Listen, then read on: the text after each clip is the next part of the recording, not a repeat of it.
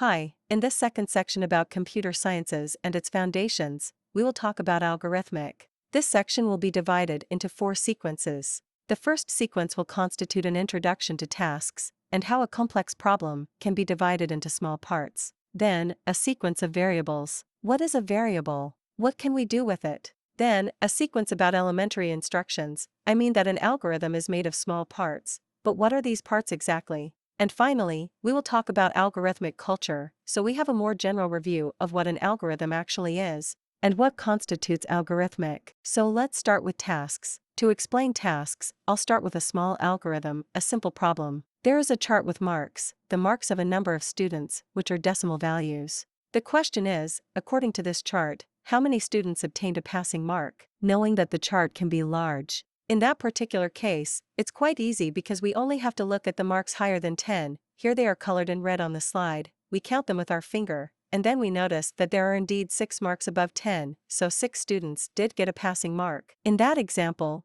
we saw that we could do it manually, but it's more interesting to do it with a computer, so what can the computer do?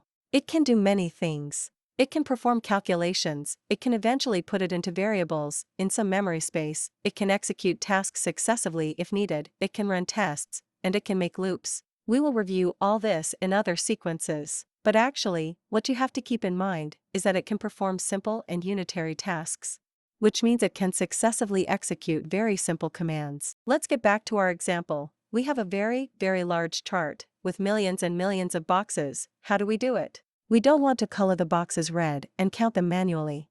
If there was only one box, it would be easy because we just have to look at it. If the mark is higher than 10, it means the answer is 1, but if it's not, it's 0. Let's imagine that we can reach the solution when there are n1 boxes. In that case, regarding the n1 boxes, there are s students that got a passing mark, so then I only have to look at the umpteenth. If it's higher than 10, that means an s plus 1 student got a passing mark. And if the mark is lower than 10, there are only s students that got a passing mark. That's dividing a problem into simple and unitary tasks. So we are going to turn that into an algorithm and write in a pseudocode. That's not programming, that's still algorithmic.